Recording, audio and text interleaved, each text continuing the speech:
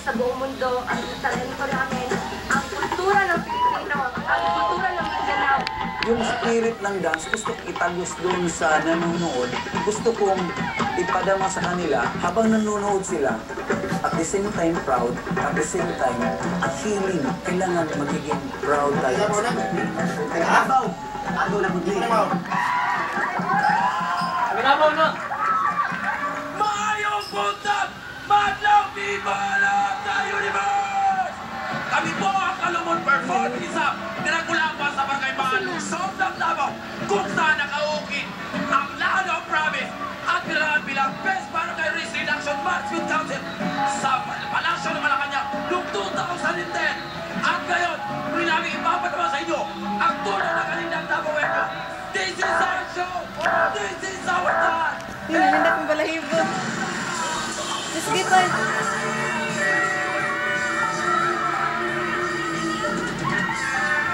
Wala sa buwan eh. Oo, nabaw na.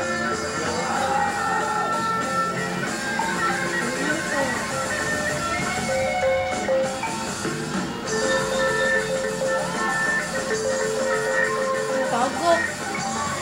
Tagok. Bitos. Ano sabay?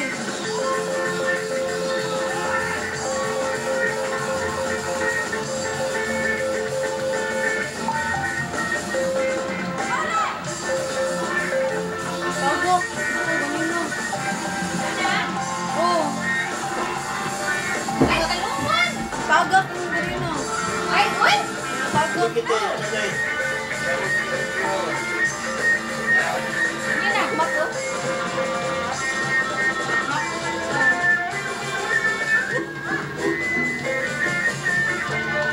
Live, dili live. Live. Hinaya ako. Ano lagi sila? Pinanggitan. Buwan mong gigubot kung kayo sila ron. Live is live. Bubot kayo sila ron. Kali pa rin sa una. Ada sila sa no? Klaro man, ako na nag-ano. Okay, pag ano, pero klaro ko pa. Laging mali ba eh. Buwan yung sila ka, buwan mo. Wala nang nag-ago. Relax din no? Sila nanayaw mo. Ramurok ko. Tulabaw na nga eh.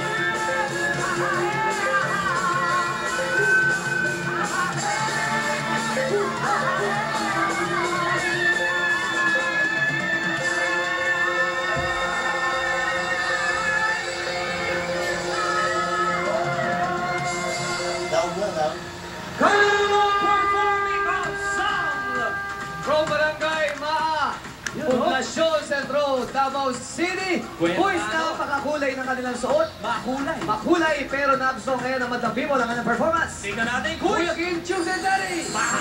Nagustuhan kaya ng mga tabi mo ng ating performers! Mga tabi mo, okay ba kayo dyan?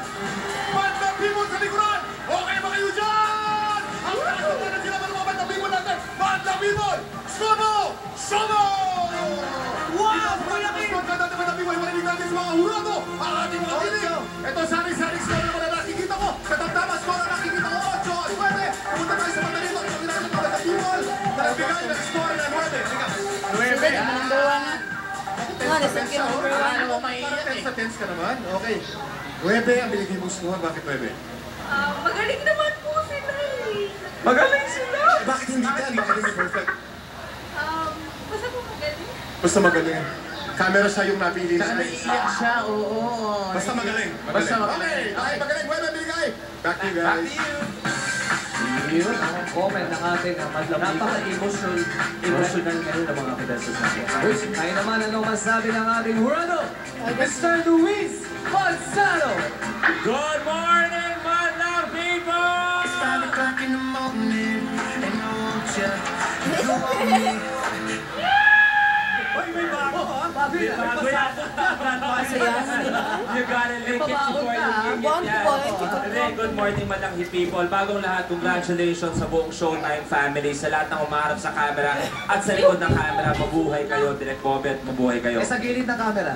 Okay lang, pwede lang. Pwede na. Okay. para sa ating unang group, unang-una, congratulations sa inyo. Sabi nga nila, yung unang-unang napapansin ay ang kulay. Maganda ang panimula ng energy nyo para sa performance nyo. Pero ang style ko kasi, sa paghurado sa Grand Finals, lahat, hindi ko pa nakikita, simulaan nyo na 7. Kailangan nyo patunayan na karapat-dapat nyo mag-8, mag-9 at mag-Gs. Pero sa nakita ko, ang pinaka-pinatunayan nyo sa akin, hindi nila kailangan tumambling at kumagano para ipakita at magpasaya ng tao. Yun ang pinatunayan niyo para sa akin, kaya ito ang score niyo. Thank you, Atty. Thank you. Ito na, pakinggan natin ang Lolia Goseng Fiao. Good morning, madlang people! Saan ka? Ayun. Guys, Salud yung dyan. intro nyo, yung nag-intro sa inyo magaling. Pero kayo, mas magaling pa kayo. Yung production nyo, yung performance, yung props at yung costume, sobrang nag-work para sa inyo. Yung gusto ko kasi, sabay-sabay kayo, tapos ang dami nangyayari, at may kaba factor, at walang sumabit. Nakita ko yun. Parang pinikling, tapos parang ginawa nyo mas complicated pa. Pero yung pinakagusto ko niya, pinakita niyo yung kultura ng Pilipino in a very nice way. Kaya sobrang proud ako na nagkakaroon sa inyo. Kaya ito ang score niyo. Thank you, Lolia. Sabi ko sa'yo. Ay, kumana naman sabi ni Gina Cuarto. Good morning, madlang people! Okay, so una-una, sasabihin ko, may background ako sa teatro. So malapit sa puso ko ang sining at kultura. Kaya na-appreciate ko kayong lahat.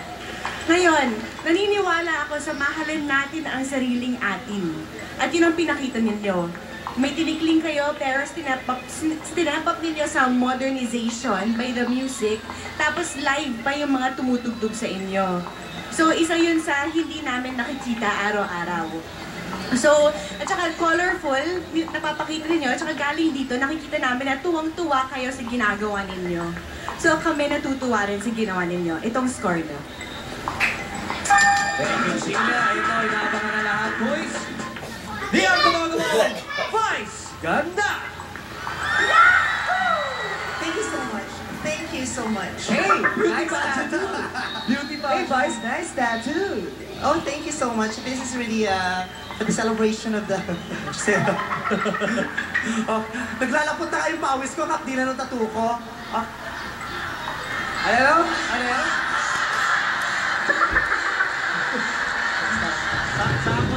Naiinsulto ako. Tuwing tatawagin ang pangalan ko, yung mga tao kailangan sumunod ng sample. Hindi ba sapat ang kagandahan ko para sa... Tapos sumagot sila, Okay, hindi, mas, hindi talaga sapat. Wala ka ng sample. Hawakan ka na lang sa leeg ng madlang Pino. Ay, wow. Mas magaling na mga after 2 weeks. Sige. Ayan, okay. Ano pangalan ng grupong ito? Ito ang... Kalumon, performing Sa sobrang ako ensemble. kasi nawala nila. Ito, Kalumon Performing Ensemble mula sa Davao. Yeah. Tama. Unang-una gusto ko kayong pasalamatan dahil matagal-tagal din na ipinagintay ng grupong ito bago sila tuluyang sumali dito sa ating patimpalak. Oo, marami na nagaling sa... Bakit? Masyadong taga.